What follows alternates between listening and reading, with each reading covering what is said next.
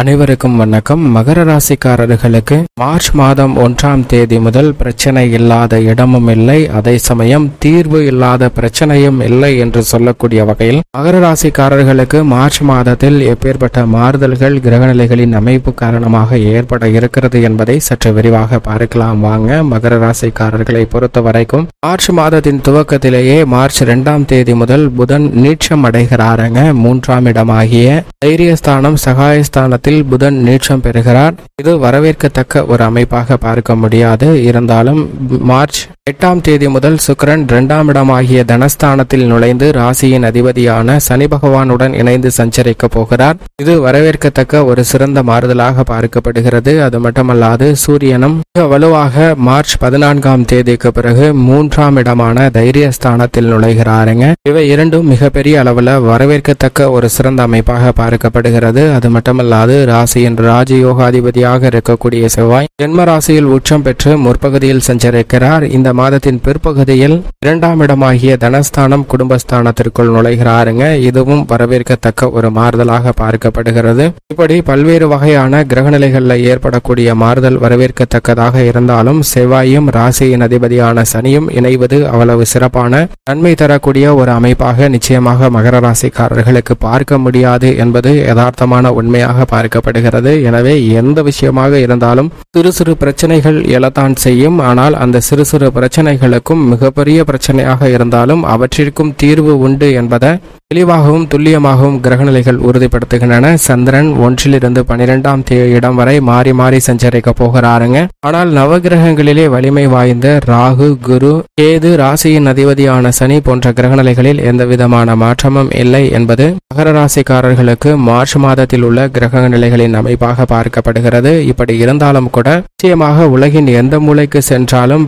பிரச்சனை இல்லாத இடமே இல்லை என்றுதான் சொல்ல முடியும். உதாரணமாக ஒரு நபர் இருக்கிறாருங்க, அந்த நபருக்கு வேலை என்பது இல்லை, வேலை வாய்ப்பு இன்மை என்பது அவருடைய மிகப்பெரிய பிரச்சனையாக பார்க்கப்படுகிறது. பல்வேறு வகையான சிரமங்கள் சிக்கல்களுக்கு ஆளாகுவதற்கான நேரிடக்கூடிய ஒரு சந்தர்ப்பம் இந்த வேலை இல்லை என்ற சூழ்நிலையால் அவருக்கு ஏற்படுகிறதுங்க.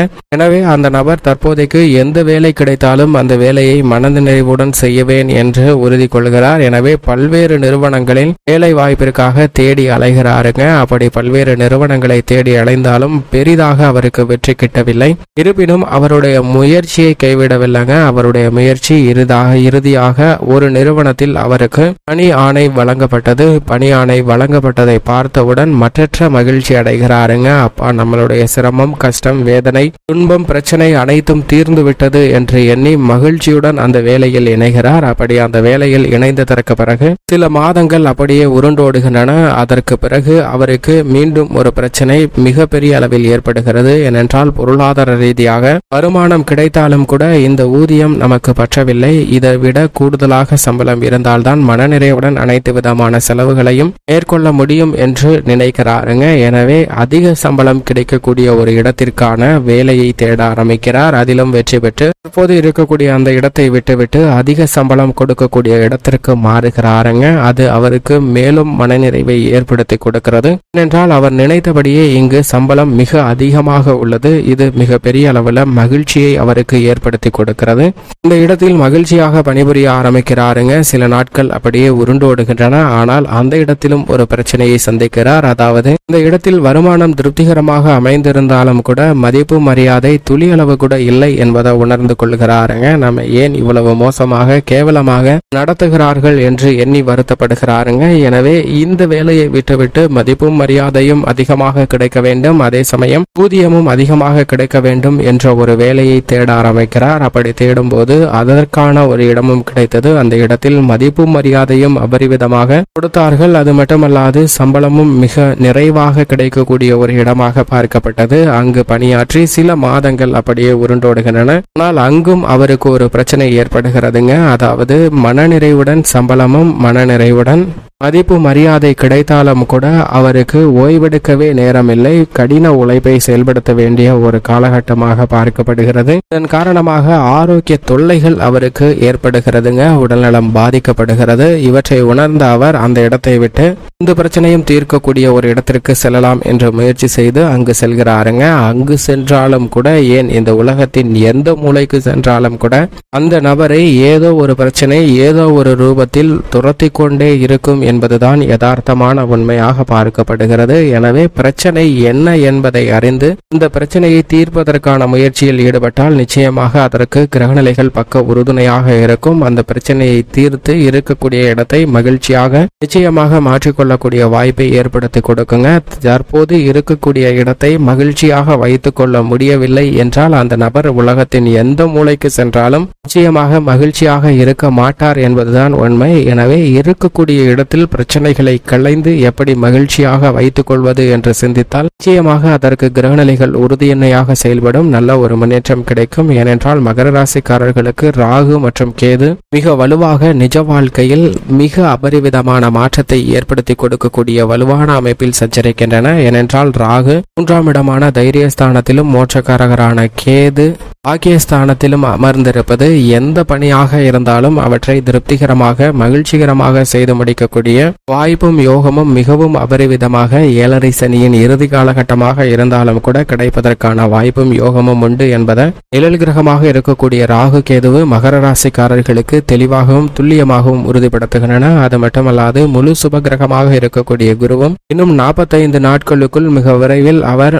வலுவாக பஞ்சமஸ்தானமாகிய 5இல் அமரப்போகிறார். இது மகர ராசிக்காரர்களுக்கு நிச்சயமாக வரவேற்கத்தக்க ஒரு சிறந்த அமைப்பாக பார்க்கப்படுகிறது. குரு 5ஆம் இடத்திற்கு செல்ல இருக்கக்கூடிய இந்த தருணத்தில் நிச்சயமாக குருவிடம் இருந்து பல்வேறு விதமான நன்மைகள் நிச்சயமாக மகர ராசிக்காரர்களுக்கு கிடைக்கும். குடும்ப ரீதியாக பல பிரச்சனைகள் சிரமங்கள் துரத்தி கொண்டே இருந்தாலும் அவற்றிற்கான தீர்வை சுகஸ்தானத்தில் வீற்றிருக்கக்கூடிய குரு மிக வலுவாக ஏற்படுத்தி கொடுக்க போகிறாருங்க. உடல்நல ஆரோக்கிய தொல்லைகள் குறையும். விவாக சம்பந்தப்பட்ட முயற்சிகள் வெற்றி கிட்டும். புத்திரபாக்கியம் எதிர்பார்த்து கொண்டிருப்பவர்களுக்கு புத்திரபாக்கியம் கிட்டும். பல்வேறு வகையான சிரமங்கள் விலகக்கூடிய ஒரு தருணமாகவும் அடகு வைத்த நிலம் வீடு தங்க நகை உள்ளிட்டவற்றை மீட்பதற்கான அதிர்ஷ்ட யோகமும் நிறைந்த ஒரு தருணமாக பார்க்கப்படுகிறது. உடல் உபாதைகளை சந்தித்து வந்த சூழ்நிலையில் நல்லதொரு மாற்றம் நிச்சயமாக கிடைக்கக்கூடிய ஒரு இனிமையான தருணமாக அமைய போகிறதுங்க. இதையே ராசியின் அதிபதியாக இருக்கக்கூடிய சனியும் உறுதிப்படுத்துகிறார். பாத சனியாக அமர்ந்திருக்கக்கூடிய சனி பலம் பெற்று சஞ்சரிக்கிறாருங்க. இது நிச்சயமாக மகர ராசிக்காரர்களுக்கு மிக சிறப்பான மாற்றத்தை ஏற்படுத்தி கொடுக்கக்கூடிய ஒரு சிறந்த அமைப்பாக தான் பார்க்கப்படுகிறது. அவருடன் சூரியன் இணைந்து முற்பகுதியில் சஞ்சரித்தாலும் பிற்பகுதியில் 3ஆம் இடத்திற்குள் நுழைகிறாருங்க. எனவே சூரியன் மிக வலுவாக 3ஆம் இடத்திற்கு நகருவது முன்னேற்றத்தை அள்ளி கொடுக்கக்கூடிய ஒரு சிறந்த அமைப்பாக பார்க்கப்படுகிறது. உத்தியோக ரீதியாக அலைச்சல்கள் குறையும். தசாபதிகள் வலுவாக இருந்தால் எதிர்பார்க்கக்கூடிய ஊதிய உயர்வு பதவி உயர்வு உள்ளிட்ட பல சலுகைகள் நிறைந்து கிடைக்குங்க. தொழில்துறை ரீதியாக அரசாங்க சலுகைகள் எதிர்பார்த்தபடி சிறப்பாக கிடைக்கும். ராசியின் அதிபதி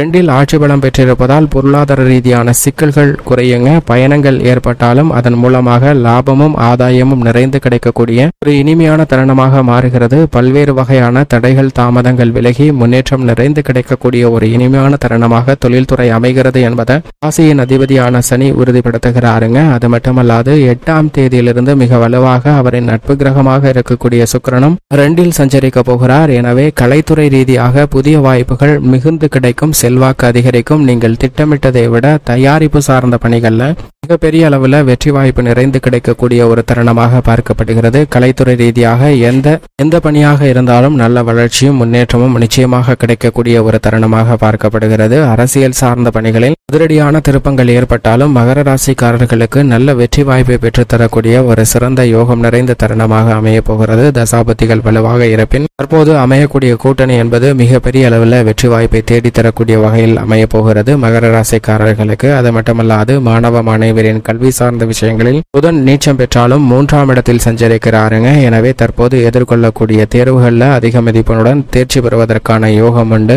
விவசாயத்துறையின் அதிபதியாக இருக்கக்கூடிய ராசியின் ராஜயோகாதிபதியான செவ்வாய் உச்சம் பெற்றும் அதற்கு பிறகு 2இலும் சஞ்சரிக்க போகிறாருங்க. எனவே கடினமாக உழைத்தாலும் கூட அதற்கு ஏற்ற நல்ல பலன் விவசாயத்துறை ரீதியான பணிகளில் மிக சிறப்பாக கிடைப்பதற்கான வாய்ப்பு மிகவும் மகர ராசிக்காரர்களுக்கு கிடைக்கிறது. இது அனுகூலமான ஒரு சிறந்த அமைப்பாக பார்க்கப்படுகிறது. பெண்மணிகளை பொறுத்தவரைக்கும் கிடைக்கும். குரு சுக்கிரன் ஆகிய 2 கிரகநிலைகளும் சாதகமாக இருப்பதால் நீங்கள் எதிர்பார்க்கக்கூடிய நல்ல வாய்ப்பு மிக சிறப்பாக நிச்சயமாக கிடைக்கும். மேலும் சாதகமாக மாற்றிக்கொள்ள நிச்சயமாக இந்த தருணத்தில் மகர ராசிக்காரர்கள் வாரத்தில் வியாழக்கிழமை விரதம் இருந்து அருகாமையில் உள்ள வினை தீர்க்கும் விநாயகர் ஆலயம் சென்று தீபமேற்றி வழிபாடு செய்யுங்கள். நிறைந்த நன்மையும் முன்னேற்றமும் நிச்சயமாக மகர ராசிக்காரர்களுடைய வாழ்வில் இனிதாக கிடைக்கும் என்பதில் சந்தேகமே இல்லை.